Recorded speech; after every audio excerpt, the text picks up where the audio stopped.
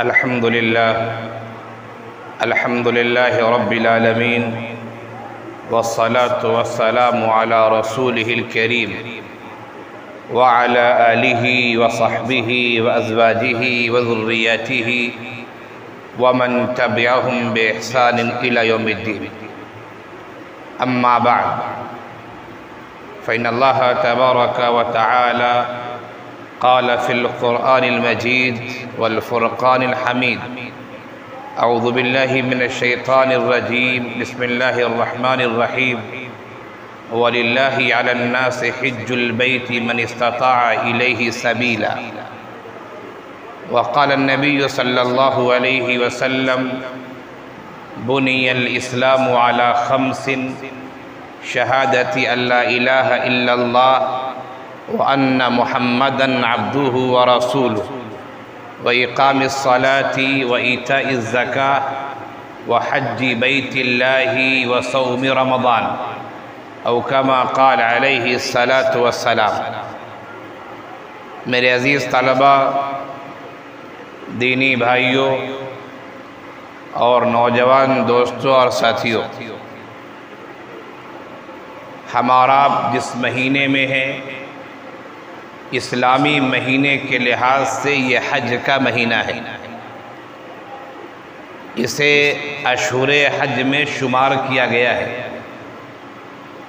حاجیوں کا قافلہ مکے کی جانب اور مدینے کی جانب رواں دواں ہے. آپ اخبارات میں خبریں دیکھ رہے ہوں گے، پڑھ رہے ہوں گے کہ قافلے سارے ملک سے، ساری دنیا سے مکہ مکرمہ کی طرف، یا اسی طرح بعض قافلے پہلے مدینے جاتے ہیں. حاجیوں کا قافلہ رواں دواں ہے چہار جانب سے. ہندوستان سے بھی حاجیوں کا قافلہ روانہ ہو رہا ہے. جب یہ خبریں پڑھتے ہیں، تصویریں دیکھتے ہیں اور لوگوں سے باتیں ہوتی ہیں تو اپنا دل بھی مچلتا ہے. اے کاش ہمارے لیے بھی وہ وقت آ جائے کہ ہم بھی مکہ مکرمہ جائیں، مدینہ منورہ جائیں، حرم مکی و مدنی کی زیارت کریں، حج کے ارکان ادا کریں، حج کا فریضہ ادا کریں. اسی طرح ہمیں اور آپ کو بار بار حج کے ساتھ عمرے کی توفیق ملے. خواہشات مچلتے ہیں، طبیعت مچلتی ہے، تمنائیں انگڑائیاں لیتی ہیں اور دل سے مختلف طرح کی دعائیں نکلتی ہیں.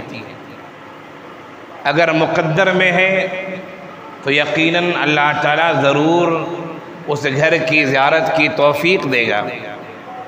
کبھی ایسا بھی ہوتا ہے کہ وسائل نہیں ہوتے ہیں، آدمی کے پاس کچھ بھی نہیں ہوتا ہے، لیکن اللہ تعالیٰ جو ہے اسے وہاں پہنچا دیتا ہے. یہ اللہ کی توفیق ہے. ہمارا کام تو یہ دنیا ہے، دارالاسباب ہے. ہمارا کام تو کوشش کرنا ہے. جو اسباب اختیار کر سکتے ہو ہم وہ اسباب اختیار کریں. جو کام کر سکتے ہو کام کریں. اللہ تعالیٰ نے اگر مقدر کر رکھا ہے تو ضرور انشاءاللہ وہ دن آئے گا. جن کے پاس اسباب و وسائل کی فراوانی ہے، حج کے شرائط پائے جا رہے ہیں، انہیں تو قدم بڑھانا چاہیے. اگر وہ نہیں بڑھاتے تو گنہگار ہوں گے. لیکن ایسے لوگ جو متوسط قسم کے ہیں، جن کے پاس اسباب و وسائل نہیں ہیں لیکن وہ تمنائیں رکھتے ہیں، تو اللہ کی ذات سے کوئی بعید بات نہیں کہ وہ تمنا ایک نہ ایک دن رنگ لے آئے گی. تو میں یہ کہہ رہا تھا کہ حاجیوں کے قافلے رواں دواں ہیں. ہماری بھی طبیعت مچلتی ہے، آپ کی طبیعت بھی مچلتی ہے. حج ہے کیا کہ جس کے لیے ہمارا بے چین ہو جاتے ہیں اور تمنا کرنا شروع کر دیتے ہیں؟ حج ہے کیا؟ حج اصل میں کہا جائے شریعت کے لحاظ سے تو اسلام کا ایک بنیادی رکن ہے. اسلام کے 5 بنیادی ارکان ہیں. ان 5 ارکان میں سے ایک رکن حج ہے. یاد رکھیے اچھی طرح کہ یہ 5 چیزیں مکمل اسلام نہیں ہیں. یہ 5 چیزیں مکمل اسلام نہیں ہیں، بلکہ یہ اسلام کی بنیادیں ہیں۔ میں عام طور سے مثال دے کر سمجھایا کرتا ہوں کہ ایک عمارت اگر کھڑی ہے اور اس عمارت کی چھت 2 پیلر 3 پیلر پر کھڑی ہوئی ہے تو صرف پیلر کو عمارت نہیں کہا جائے گا۔ پیلر پہ تو چھت کھڑی ہے، چھت کے لیے دیوار بھی چاہیے، اور دیواروں میں کھڑکیاں بھی ہوتی ہیں، اور پھر روشن دان بھی ہوتے ہیں۔ یہ سب چیز اگر مکمل بھی ہو گئی پھر بھی ہم اسے پوری طرح سے گھر نہیں کہتے، بلکہ اس میں پلاسٹر بھی ہوتا ہے، استرکاریاں ہوتی ہیں، اس میں چونے کے ذریعے جو ہے رنگ و روغن کا کام ہوتا ہے، کھڑکیاں ہوتی ہیں، اس میں ہم لکڑیاں لگاتے ہیں، گرل لگاتے ہیں، اور پھر اپنے مکان میں چھت لگاتے، اے سی لگاتے۔ جب سب یہ چیزیں ہو جاتی ہیں تو ہم کہتے ہیں کہ ہاں مکان تیار ہو چکا ہے، اس میں آرام سے رہا جا سکتا ہے۔ تو صرف پیلر کو ہم مکان نہیں کہتے ہیں۔ اسی طرح اسلام کے بنیادی ارکان 5 ہیں، یہ ارکان یہ پورا اسلام نہیں ہے، بلکہ اسلام کی بنیاد ہے۔ اس میں معاملات بھی ہیں، اس میں دیگر عبادتیں بھی ہیں، اس میں اخلاقیات بھی ہیں، اور اسی طرح زندگی کے مختلف شعبوں میں آپ داخل ہوتے چلے جائیے، زندگی کے جتنے مسائل ہیں اسلام نے ان سب کا حل پیش کیا ہے۔ اسلام کی عمارت میں ان سب کا حصہ شامل ہے۔ ہاں یہ ہے کہ اگر پیلر نہ ہو تو عمارت قائم نہیں ہو سکتی۔ اسلام کے بنیادی ارکان میں سے کسی ایک رکن کا بھی اگر ہم انکار کر دیتے ہیں تو پھر ہم اسلام کے دائرے سے خارج ہو جائیں گے۔ 2 پیلر پر چھت کا دار و مدار ہے، ایک پیلر ٹوٹ گئی ہے، ایک ستون ٹوٹ گئی ہے تو یقین جانیے پھر چھت وہ قائم نہیں رہ سکتی۔ نماز نہ پڑھنا یہ انسان کے فاسق و فاجر ہونے کی علامت ہے۔ حج کے فرض ہو جانے کے بعد حج نہ کرنا یہ انسان کے فاسق و فاجر ہونے کی علامت ہے، لیکن نماز کو فرض نہ سمجھنا، حج کو فرض نہ سمجھنا، اس بات نے اسلام کو، اس انسان کو، یہ بات انسان کو اسلام سے خارج کر دیتی ہے۔ ارکان پر عمل نہ کرنا یہ کوتاہی ہے، لیکن انسان مسلمان رہتا ہے۔ لیکن اگر ارکان میں سے کسی ایک رکن کا انکار کر دے آدمی تو پھر انسان اسلام سے خارج ہو جاتا ہے۔ اسلام کے بنیادی ارکان میں سے حج بھی ایک رکن ہے، اسے فرض سمجھنا، اور آپ پر جب فرض ہو جائے تو اس پر عمل کرنا انتہائی ضروری ہے۔ حج فرض کس پر ہوتا ہے؟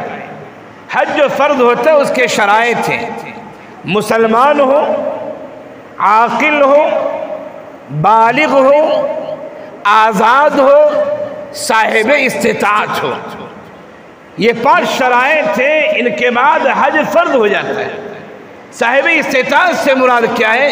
صاحب استطاعت سے مراد ہے اللہ کے رسول صلی اللہ علیہ وسلم نے اس آیت کا مطلب بتاتے ہوئے وَلِلَّهِ عَلَى النَّاسِ حِجُّ الْبَيْتِ مَنِ اسْتَطَاعَ إِلَيْهِ سَبِيلًا۔ آپ صلی اللہ علیہ وسلم نے اس آیت کا مطلب بتاتے ہوئے فرمایا کہ استطاعت یہ الزاد والراحلہ، الزاد والراحلہ، سواری موجود ہے یا سواری نہیں تو سواری کے جو اخراجات ہوتے ہیں، جیسے آج کوئی آدمی اپنی سواری سے نہیں جاتا ہے، عرب ملک کا رہنے والا ہے، سعودی کا رہنے والا ہے، وہ تو اپنی گاڑی سے چلا جاتا ہے، لیکن باہر ممالک کے جو لوگ ہیں، اڑوس پڑوس کے ممالک سے دور کے، وہ جہاز سے جاتے ہیں یا شپ سے جایا کرتے ہیں۔ تو اس کا مطلب ہے کہ سواری میں جو اخراجات ہیں وہ اخراجات آپ کے پاس ہوں، اور اسی طرح فرمائے الزاد، زاد راہ یعنی توشہ، آپ جتنے دن وہاں قیام کریں گے اور آپ کو جانے میں جتنے دن لگیں گے اس کے لیے کھانے پینے کی چیزیں آپ کے پاس ہونی چاہیے۔ یہ ہے الزاد والراحلہ، سواری اور راستے کا خرچ۔ یہ 2 چیزیں اگر موجود ہیں تو آدمی صاحب استطاعت ہو جاتا ہے، اور بقیہ چیزیں میں نے بتائی، مسلمان ہونا، عاقل ہونا، بالغ ہونا، آزاد ہونا، یہ 5 شرطیں پائی گئی، حج فرض ہو جاتا ہے۔ حج زندگی میں ایک دفعہ فرض، اللہ کے رسول صلی اللہ علیہ وسلم نے جب یہ فرمایا کہ حج فرض ہے، ایک صحابی نے فرمایا افی کل عام یا رسول اللہ، اے اللہ کے رسول صلی اللہ علیہ وسلم کیا حج ہر سال فرض ہے؟ اللہ کے رسول صلی اللہ علیہ وسلم خاموش رہے۔ پھر دوسری دفعہ صحابی نے پوچھا، آپ صلی اللہ علیہ وسلم خاموش رہے۔ پھر تیسری دفعہ صحابی نے پوچھا، آپ صلی اللہ علیہ وسلم نے فرمایا کہ نہیں، زندگی میں ایک بار۔ اور پھر فرمایا کہ اگر میں کہہ دیتا کہ ہر سال فرض ہے تو پھر حج ہر سال فرض ہو جاتا۔ تو حج زندگی میں ایک دفعہ فرض ہے، شرطیں پائی گئیں، حج کرنا ضروری ہے اس پر۔ حج جو نہیں کرے گا وہ انسان فرض کو ترک کرنے والا ہوگا اور گناہ کبیرہ کا مرتکب ہوگا۔ ہمارے ہندوستان کہا جائے یا ہم یہ کہیں کہ بر صغیر سے مراد ہندوستان، پاکستان، بنگلہ دیش، برما، یہ بر صغیر کا معاملہ عجیب و غریب ہے۔ آدمی صاحب استطاعت ہوتا ہے، شرطیں پائی جاتی ہیں، لیکن انسان بڑھاپے کا انتظار کرتا ہے، ریٹائرمنٹ کا انتظار کرتا ہے۔ اگر کوئی آدمی جوان ہے، صاحب استطاعت ہے، حج کی شرطیں پائی جا رہی ہیں، آپ اس سے کہیں کہ بھائی آپ پر حج فرض ہے، وہ جوان فوراً کہے گا مولانا ریٹائرمنٹ کے بعد کریں گے، ابھی تو بہت وقت باقی۔ لگتا ہے کہ اللہ تعالیٰ نے اس کے پاس ایک پرچی بھیج دی ہے اور اللہ تعالیٰ نے اسے بتا دیا ہے کہ تم ریٹائرمنٹ تک زندہ رہو گے، اطمینان سے حج بعد میں کرنا۔ حضرت اسرائیل علیہ السلام تمہاری روح قبض نہیں کریں گے، ایسا لگتا ہے اسے بتا دیا گیا ہے۔ ایک انسان کاروباری ہے، اچھے پیسے والا ہے، زمین جائیداد ہے، بینک بیلنس ہے، کاروبار ہے، اسے کہیے کہ بھائی حج کر لو، کہے گا مولانا ابھی تو بڑھاپا کہاں آیا ہے۔ لگتا ہے بڑھاپے کی انہوں نے ضمانت دے رکھی ہے کہ ہم بوڑھے تک زندہ رہیں گے۔ یہ بر صغیر کا بہت بڑا مرض ہے۔ یہ بر صغیر سے ہٹ جائیے، انڈونیشیا مسلم ملک ہے، عرب ملک نہیں ہے۔ ملیشیا مسلم ملک ہے، عرب ملک نہیں ہے۔ مصر تو عرب ملک اور دیگر ممالک بہت بڑی تعداد ہے عرب ملکوں کی، لیکن میں نے دیکھا ہے خود اپنی آنکھوں سے کہ انڈونیشیا کے بچے، ملیشیا کے کم عمر نوجوان کثرت سے حج کرتے ہیں اور کثرت سے عمرہ کرتے ہیں۔ ہمارے ایک دوست نے بتایا ملیشیا کے بارے میں کہ ملیشیا میں عموماً یہ رواج ہے، میں سمجھتا ہوں دینداروں میں شاید یہ رواج ہوگا کہ شادی سے پہلے ہی حج کرنے کی کوشش کرتے ہیں، اور ہم اور آپ مرنے سے پہلے حج کرنے کی کوشش کرتے ہیں۔ یعنی عجیب و غریب فلسفہ ہے، پتہ نہیں ہم نے یہ چیز کہاں سے لے لی ہے۔ بعض لوگوں سے کہیے کہ مولانا، بعض لوگوں سے کہیے بھائی حج کرو، فوراً کہے گا مولانا ابھی تو حج کر لیں گے تو بہت ساری چیزوں سے رک جانا پڑے گا۔ کس چیزوں سے؟ یعنی لوگ یہ سمجھتے حج کر لیا ہم نے تو اب ہمیں شریعت کی پوری طرح پابندی کرنی ہے، اور حج نہیں کیا تو آزاد ہے، نماز بھی نہ پڑھو اور بہنوں کو وراثت میں حصہ بھی نہ دو، دوسروں کے مال کو ہڑپ لو، زمینوں پر قبضہ کر لو۔ لوگ یہ سمجھتے حج سے پہلے یہ سب کچھ جائز ہے، اس لیے کہتے ہیں مولانا اگر حج کر لیا تب تو سب چیزوں کو چھوڑ دینا پڑے گا۔ ارے بھائی حج کرو نہ کرو، تمہیں تو برائی سے رکنا ہی شریعت نے حکم دیا ہے، تم اگر نہیں رکتے ہو یہ تمہاری غلطی ہے۔ حج کرنے کا مسئلہ، حج نہ کرنے کا مسئلہ شریعت کے احکام کی پابندی سے کوئی تعلق اس کا نہیں ہے۔ قرآن کریم نے کہا یا ایھا الذین آمنوا ادخلوا فی السلم کافہ ولا تتبعوا خطوات الشیطان۔ اے ایمان والوں، اے لوگوں، اے مسلمانوں، اسلام میں، ایمان میں پوری طرح داخل ہو جاؤ اور شیطان کے نقش قدم پر مت چلو۔ یا ایھا الذین آمنوا ادخلوا فی السلم کافہ، اسلام میں پوری طرح داخل ہو جاؤ۔ ہم سمجھتے ہیں حج سے پہلے سب کام جائز ہے اور حج کے بعد سب چیزیں ناجائز ہو جائیں گی، یہ ہماری سوچ غلط سوچ ہے، ہمارے خیالات غلط ہیں۔ حج سے پہلے بھی نماز پڑھنا فرض ہے، حج سے پہلے بھی روزہ رکھنا فرض ہے، حج سے پہلے بھی زکوٰۃ کے شرائط پائے جا رہے، زکوٰۃ دینا فرض ہے، حج سے پہلے بھی جھوٹ بولنا غلط ہے، حج سے پہلے بھی سچ بولنا ضروری ہے، حج سے پہلے بھی دوسرے کے مال کو غصب کرنا ناجائز ہے، حج سے پہلے بھی جھوٹی گواہی دینا گناہ کبیرہ ہے، حج سے پہلے بھی والدین کی وراثت میں سے، ان کی وفات کے بعد جو مال وراثت میں سے بہنوں کو نہ دینا، بڑے بھائیوں کا قبضہ کر لینا حج سے پہلے بھی غلط ہے اور حج کے بعد بھی غلط ہے، حج سے اس کا کوئی تعلق نہیں ہے۔ لیکن پتہ نہیں لوگوں نے کہاں سے پڑھ لیا ہے، کہاں سے سن لیا ہے، کس کی تقریر، کس کا بیان، یا کون سے لوگوں کی سنگت ہے، کیسے لوگوں کی صحبت اسے حاصل ہے کہ جو سمجھتے کہ حج کے بعد ہر غلط کام کو چھوڑ دینا ہے اور حج سے پہلے ہر غلط کام کرتے رہنا ہے۔ انتہائی غلط سوچ، انتہائی غلط سوچ۔ ہماری اور آپ کی ذمہ داری ہے کہ اپنے قوم کو بچائیں، امت کو بچائیں، کہ جس انسان کے اندر بھی حج کی فرضیت کے شرائط پائے گئے اسے اب حج کی ادائیگی کی فکر کرنا چاہیے، اسے کوشش کرنا چاہیے۔ بعض اسٹیٹ ایسے ہیں جہاں حاجیوں کی تعداد کم ہوتی ہے، جو بھی جانا چاہے جا سکتا ہے، بعض اسٹیٹ ایسے ہیں جہاں حاجیوں کی تعداد بہت زیادہ ہوتی ہے اور گورنمنٹ نے ایک سسٹم بنایا ہے کہ ہمیں ایک سال میں اتنے افراد کو بھیجنا ہے، قرآن دادی ہوتی ہے۔ اگر میرا نام نہیں آ پایا تو ہم مجبور ہیں، کیا کر سکتے ہیں؟ لیکن اگر ہمارے پاس وسائل ہیں، پرائیویٹ سے جا سکتے ہیں، کوئی اور دوسری شکل اختیار کر سکتے ہیں، تو ہمیں فی الفور حج کو ادا کرنے کی کوشش کرنی چاہیے۔ اللہ کے رسول صلی اللہ علیہ وسلم نے اس کی تاکید کی ہے کہ حج جب فرض ہو جائے تو حج میں دیر نہیں کرنا چاہیے۔ نمازوں کے بارے میں آپ اصحاب علم و فضل ہیں، اونچے درجے کے طلبہ ہیں، نیچے درجے کے بھی طلبہ ہیں۔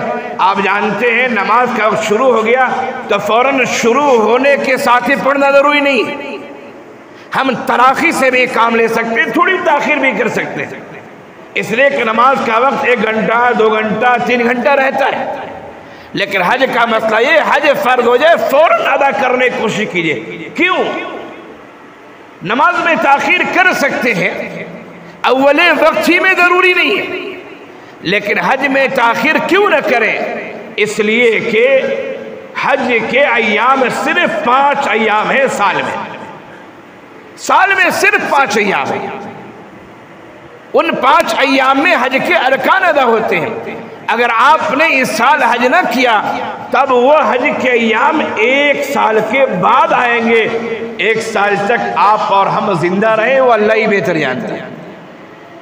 اس لیے حج کے معاملے میں تاخیر نہیں ہونا چاہیے، ریٹائرمنٹ کا انتظار نہیں کرنا چاہیے، کاروبار میں ترقی کے فکر میں بڑھاپے کا انتظار نہیں کرنا چاہیے، بلکہ فرض ہو گیا، شرائط پائیں گے، جتنی جلدی ہو سکے ادا کیجئے۔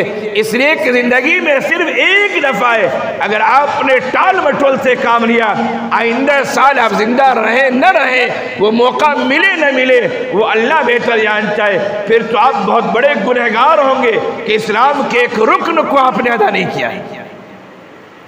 اس لیے لوگوں کو سمجھایا جائے، بتایا جائے، نجی مجلسوں میں، ذاتی مجلسوں میں، فیملی مجلسوں میں، بیانات کے ذریعے، مساجد کے ممبر و محراب کے ذریعے، جلسوں کے ذریعے، جو بھی شکلیں ہو سکتی ہے لوگوں کو بتانے کی، ان شکلوں کو اختیار کر کے لوگوں کو متنبہ کرنا چاہیے۔ حج اسلام کا رکن ہے، میں نے بتایا آپ کو، حج کی فرضیت کے 5 شرائط تھے، میں نے اس کا بھی ذکر کیا۔ اس کے علاوہ یہ حج کے بارے میں کچھ بنیادی چیزیں وہ ہمیں یاد رکھنا چاہیے۔ سب سے پہلی بات کہ جس طرح تمام عبادتوں میں اخلاص ضروری ہے، اللہ کے لیے کر رہے، اسی طرح حج میں بھی اخلاص ضروری ہے۔ اگر اخلاص نہیں ہے، آپ نے اللہ کے لیے حج نہیں کیا ہے، تو پھر آپ کا سفر، آپ کا پیسہ، سب کچھ بیکار ہو گیا، سب کچھ خراب ہو گیا۔ بعض لوگ حج کرتے ہیں کہ وہ حاجی کہلائیں، اب ہم لوگوں کے نام ایسے کہ لوگ جب نام لیتے ہیں مولانا مفتی آگے پیچھے کچھ نہ کچھ لگا دیتے ہیں. اب بعض بیچارے ایسے جن کے آگے پیچھے کچھ بھی نہیں ہے تو ان کو شوق ہوتا ہے کہ ہمیں لوگ حاجی صاحب یا الحاج کہیں. رسید مولوی صاحب کاٹتے ہیں، بس اوقات نام لکھا اور لکھ دیا. مثال کے طور پر ایک مثال دے رہا ہوں، کسی کا نام زید ہے، لکھ دیا زید، اور رسید دی تو کہیں مولوی صاحب اس میں حاجی بھی ہوں، مولوی صاحب اس میں لکھ دیجیے حاجی زید لکھ دیجیے، حاجی بڑھا دیجیے.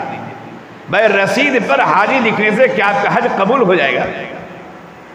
یعنی عجیب و غریب لوگوں کے ذہن و دماغ میں کسی کو حاجی نہ کہیے تو غصہ ہو جاتے ہو. اندر سے یہ تڑپ ہونا، اندر سے یہ شوق ہونا کہ ہمیں لوگ حاجی کہیں پوچھیں، یہ اخلاص کے منافی ہے. میں سمجھتا ہوں اس کا مطلب ہے کہ کہیں نہ کہیں آپ کے حج یا عمرے میں کچھ نہ کچھ گڑبڑی ضرور ہے. میں پورا تو اس کو فالس نہیں کہوں گا، وہ اللہ جانتا ہے، معاملہ اللہ کا ہے، عبادت کا معاملہ ہے. لیکن اگر آپ کے اندر یہ شوق ہو رہا ہے کہ میرے نام سے پہلے حاجی لکھا جائے، لوگ حاجی صاحب کہیں، تو کہیں نہ کہیں کچھ مسئلہ ہے اخلاص کی گڑبڑی کا. تو حج کے لیے ایک انتہائی ضروری، حج کے لیے نہیں تمام عبادتوں کے لیے کہ ہمیں اللہ کے لیے عبادت کرنا ہے. دوسری چیز یہ ہے دوستوں کہ حلال مال سے حج ہونا چاہیے. کتنے ایسے لوگ ہیں جو بہنوں کے مال کو، وراثت کے مال کو ہڑپ کر لیتے اور بابا کے مرنے پر فوراً حج میں جاتے ہیں، خوش ہوتے میں نے حج کیا. ارے بھائی آپ نے جس مال سے حج کیا ہے وہ مال آپ کا تھا ہی نہیں، اس میں آپ کا حصہ تھا، اس میں آپ کے بھائیوں کا مال بھی تھا، آپ کے بہنوں کا مال بھی تھا. اگر آپ کے والد کا انتقال ہوا ہے اور آپ کی والدہ زندہ ہے تو اس مال میں آپ کی والدہ کا بھی حصہ تھا، لیکن آپ نے سب کے مال کو بٹور کے حج کر لیا. حاجی صاحب کہلانے لگے وہ مال حلال تھا ہی نہیں، حرام مال ہے، وہ ناجائز مال ہے. آپ کی ذمہ داری تھی آپ لوگوں کو حصہ دیتے، پھر آپ کے پاس جو مال بچتا جتنے بینک بھائی تھے، پھر آپ دیکھیں اگر استطاعت ہے تو حج کرے، نہ ہے تو اللہ سے دعائیں کیجئے، اللہ وسائل پیدا فرما دے گا. تو مال حلال ہونا ضروری ہے. نمازوں کا معاملہ بھی ایسا ہے کہ نمازیں میں اگر حرام مال کھاتے رہے قبول نہیں ہوتی. حدیث قدسی ہے، اللہ تعالیٰ کا ارشاد گرامی ہے کہ بندہ دونوں ہاتھ اٹھاتا ہے، دعائیں کرتا ہے کہ اللہ میری دعا قبول کر لے، اللہ میری دعا قبول کر لے. غیب سے آواز آتی ہے، اللہ فرماتے ہیں کہ میں تیری دعا قبول کروں تو کیسے کروں؟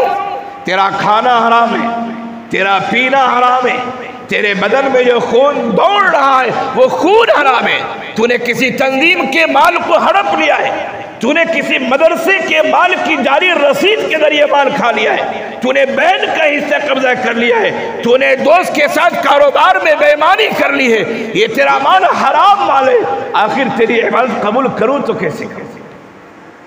اخلاص ہونا چاہیے، حلال مال ہونا چاہیے، اور پھر جب یہ عبادت کرے تو اللہ کے سامنے روئے، گڑ گڑائے، اے اللہ قبول کر لے، اے اللہ بہت گناہ کیے ہم نے، اے اللہ حقوق العباد میں بھی کوتاہیاں ہوئی، حقوق اللہ میں بھی کوتاہیاں ہوئی، اے اللہ وعدہ کرتا ہوں انشاءاللہ آئندہ سے ایسی غلطیاں نہ کروں گا.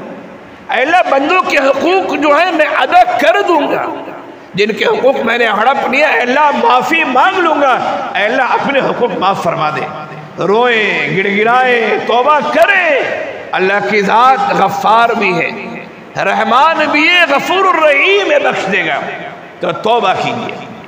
اور چوتھی بات یہ کہ حج کے ارکان کو سمجھا جائے. 5 دن لگتے حج کرنے میں.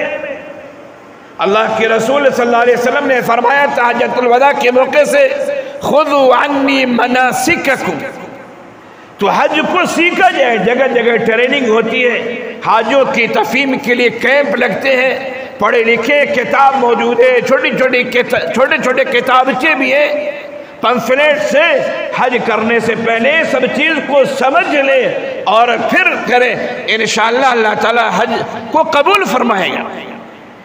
حج کے شرائط میں نے بتائے، حج کے لیے جو بنیادی چیزیں وہ میں نے بتائی. ایک بات اور بتاتے چلوں اور اپنی بات ختم کروں، وہ یہ کہ آخر حج کا فائدہ کیا ہے؟ حج کریں، پیسے خرچ کریں، فائدہ کیا ہے اس کا؟ اگر آپ کا حج صحیح ہوا ہے، جسے اللہ کے رسول صلی اللہ علیہ وسلم نے الحج المبرور کہا ہے، حج مبرور جسے کہا ہے، آپ گناہوں سے بچتے رہے، حج کے ارکان کو ادا کیا، اللہ سے رجوع ہوئے، توبہ استغفار کیا، کعبے کے سامنے گئے، روئے، گڑ گڑائے. اگر آپ ملتزم تک کعبے کے دروازے تک پہنچ چکے اور اسے پکڑ کے رویا، دوستو منظر ہی عجیب و غریب ہوتا ہے. عجیب و غریب منظر ہوتا ہے. جو آدمی کعبے کے دروازے کو پکڑ لیتا ہے، دروازہ بہت اونچا رکھا گیا ہے، دوستو منظر ایسا ہوتا ہے کہ اس منظر کو الفاظ میں بیان نہیں کیا سکتا. کوئی روتا ہے، کوئی چیختا ہے، کوئی چلاتا ہے، کوئی جنت کا طالب ہوتا ہے، کوئی اپنے گناہ کو ذکر کرتا ہے اور آنسو میں ڈوب جاتا ہے. آدمی جو کعبے کی چوکھٹ کو پکڑ لیتا ہے، پھر اس کی طبیعت نہیں چاہتی کہ میں اسے چھوڑوں، لیکن ازدحام ہوتا ہے، آگے پیچھے لوگ ہوتے ہیں، ہر آدمی چاہتا ہے کہ ہم پکڑے. اس وجہ سے انسان کو ہٹنا پڑ جاتا ہے، ورنہ وہ منظر ہی کچھ اور ہوتا ہے. اگر حج مبرور نصیب ہو گیا تو نبی نے فرمایا حج مبرور الحج المبرور لیس له جزاء الا الجنہ. حج مبرور اگر نصیب ہو گیا تو جنت اس کا بدلہ ہے. اور حج مبرور اگر نصیب ہو گیا آپ لوٹے تو آپ اس طرح لوٹے ہیں کہ جیسے آج ہی اپنی ماں کے پیٹ سے پیدا ہوئے. اور سمجھ جائیے سب گناہ دھل جاتے ہیں اگر حج مبرور نصیب ہو گیا. اس سے بڑی فضیلت کیا چاہیے؟ یہ جان اللہ کی ہے، یہ مال اللہ کے ہیں، سب کچھ اللہ کے ہیں. اللہ نے جنت کے بدلے میں خرید لیا ہے. ان اللہ اشترى من المؤمنین انفسهم واموالهم بان لهم الجنہ. یہ جان بھی اللہ کی ہے، یہ مال بھی اللہ کے ہیں، اور اللہ نے اس کے عوض میں جنت دینے کا وعدہ کیا ہے. ہم اگر گناہگار ہیں، اللہ ہمیں گناہوں کی سزا دے کر جنت میں ڈالے گا. اللہ چاہے تو بغیر سزا کے بھی ڈال سکتا ہے. لیکن اگر حج مبرور نصیب ہو گیا تو نبی نے فرمایا کہ اس کا بدلہ جنت ہے اور انسان گناہوں سے دھل جاتا ہے. دوسرا فائدہ حج کا، انتہائی اہم فائدہ دوستو، کہ اگر حج کے سفر میں، عمرے کے سفر میں انسان کا انتقال ہو جاتا ہے تو اس کا شمار حاجیوں میں ہوتا ہے، عمرہ کرنے والوں میں ہوتا ہے. وہ اسی حالت میں تلبیہ پڑھتے ہوئے اپنی قبر سے اٹھے گا. یہ فضیلت نہیں تو کیا ہے ذرا بتائیے، کتنی بڑی فضیلت. اللہ کے رسول صلی اللہ علیہ وسلم نے ایمان اور جہاد کے بعد حدیثوں میں آیا ہے، ایمان اور جہاد کے بعد سب سے افضل عبادت جو بتایا ہے وہ حج کو بتایا ہے. دوستو حج کے بہت فضائل ہیں، اور حج کی جب گفتگو ہوتی ہے تو طبیعت نہیں چاہتی اس گفتگو کو چھوڑا جائے. منظر جو سامنے آ جاتا ہے، خانہ کعبہ کو دیکھیے، حضرت ابراہیم علیہ السلام کی تعمیر کی وہ آیتیں جو قرآن نے کوڈ کیے، وہ آیتیں سامنے آ جاتی ہیں. اگر ان واقعات سے واقعات سامنے آ جاتے ہیں.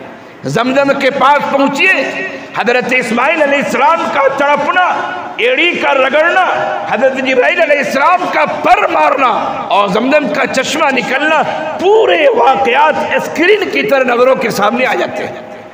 صفا سے مروہ جائیے، سعی کیجئے، حضرت حاجرہ علیہ السلام کا ذکر آ جاتا ہے کہ وہ اپنے بیٹے کے لیے کیسے دوڑ رہی تھی کہ 2 قطرے پانی کے مل جائیں. وہ منظر یاد آ جاتا ہے. قربانی کیجئے، حضرت ابراہیم علیہ السلام نے کیسے لٹایا ہوگا حضرت اسماعیل علیہ السلام کو، پورا منظر سامنے آ جاتا ہے. رمی جمرات کیجئے، شیطان کو کنکریاں ماریے، پوری تاریخ سامنے آ جاتی ہے کہ ایک والد اپنے لڑکے کو لے جا رہے اپنے خواب کی تکمیل کے لیے، شیطان راستے میں بہکاتا ہے، نبی کو بہکا سکتا ہے، تو ہم اور آپ کس کھیت کے مولی ہیں؟